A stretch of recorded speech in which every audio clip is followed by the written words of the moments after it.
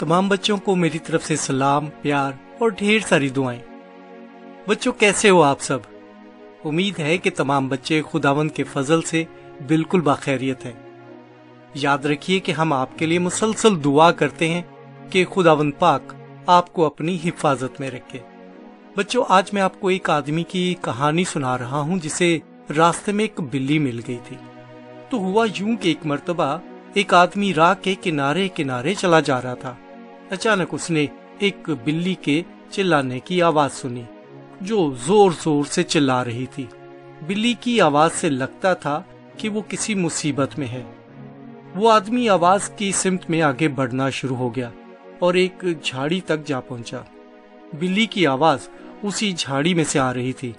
खैर, उसने झाड़ी के अंदर झांका तो देखा कि एक बिल्ली झाड़ी के अंदर बुरी तरह से फंसी हुई थी और वो वहां से निकलने के लिए बहुत कोशिश कर रही थी, लेकिन निकल नहीं पा रही थी और इसी कोशिश के साथ साथ उसे तकलीफ हो रही थी, जिसकी वजह से वो मसलसल चिल्ला रही थी।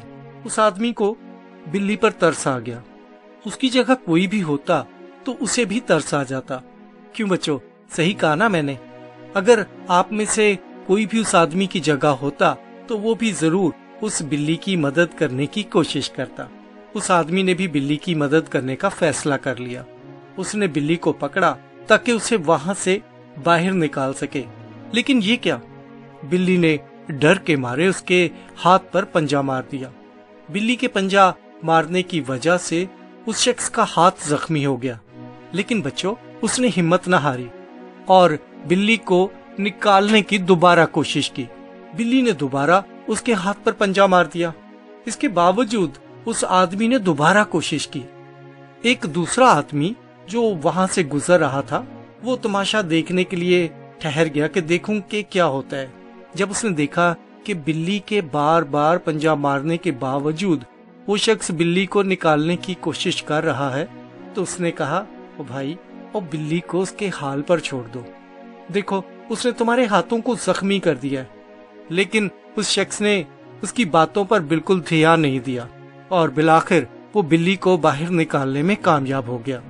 जब वो बिल्ली को बाहर निकाल चुका तो उस आदमी से मुखातिब हुआ जो उसे बिल्ली को बाहर निकालने से मना कर रहा था और उससे कहा, भाई, ये बिल्ली तो जानवर है।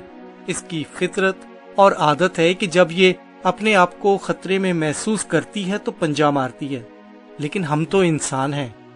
हमारी फितरत में खुदावंद ने रहम और तरस रखा है। अगर मैं पंजा खाने की वजह से उसे मुश्किल में छोड़कर चला जाता तो ये कोई अच्छी बात ना होती। और इन जख्मों का क्या है, ये तो कुछ दिनों में ठीक हो जाएंगे। लेकिन मुझे इस बात की ज्यादा खुशी है कि मैंने किसी जानवर की जान बचाई है। बच्चों, हमने इस कहानी से ये सबक सीखा है कि खुदावंद खुदा ने हमें तमाम मखलूकात से अफजल बनाया है और हमारे दिल में रहम, हमदर्दी और भलाई के जज्बात डाले हैं। इसलिए हमें हमेशा भलाई के लिए और दूसरों की मदद के लिए तैयार रहना चाहिए। बच्चों, मैं आपको ये भी बताना चाहता हूँ कि खुदा के पाक कलाम में इस हवाले से क्या लिखा है।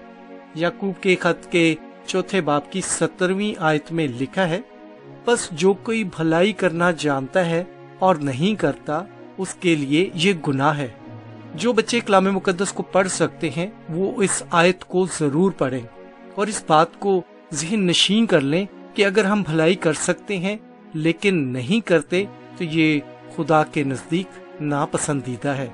मत्ती 5 बाब 7 आयत में लिखा है, खूबसूरत तालीम हमारे लिए उसमें मौजूद है। खुदावंद यीशु मसीह फरमाते हैं, मुबारक हैं वो जो रहम दिल हैं, क्योंकि उन पर रहम किया जाएगा। बच्चों, खुदा का कलाम हमारी जिंदगी में हमें रहनुमाई फराहम करता है।